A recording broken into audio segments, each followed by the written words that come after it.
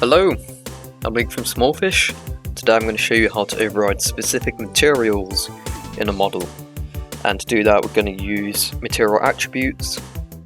So, to explain what I'm on about, obviously you can use material groups to switch between materials, but you might want to switch, let's say you want to replace the citizen skin with your own material in-game, your own skin material for example, and you don't want to have to compile your own citizen model or something like that.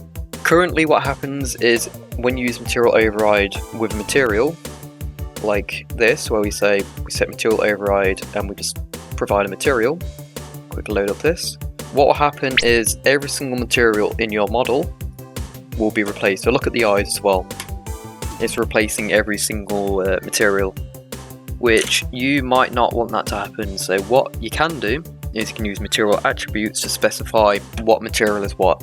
And if we look at the skin, for example, if we go into the skin, this is compiled so you can't see it currently, but what it's technically doing is, if we look here, we go to attributes, the attributes tab up here.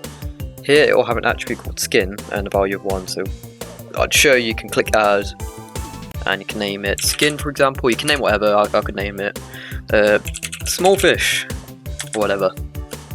But what the skin's actually doing is got a name called skin and the value 1. It has to be 1. And that's what the method checks for. So make sure you set it to 1 and obviously you compile it.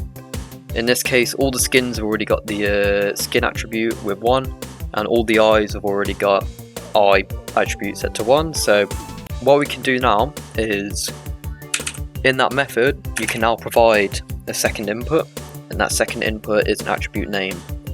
Obviously the first one being the material you want to, the new material you want to override the current material with. So the method, all it does is it's going through all the materials in your model and it's saying, do you have this attribute? Yes, I'll replace you. No, I'll ignore you. And that's what it's doing. So if we do that, we save, and now if we click, it's only replacing the skin because it's got the skin attribute. Everything else is ignored. And obviously if you wanted to clear all attributes, you just use declare material override. But the attributes are saved within the material itself, just as a name and a value. And that's how you can replace specific materials in your model at runtime, which is very useful if you don't want to use material groups or you can't use them. It's pretty easy, pretty simple.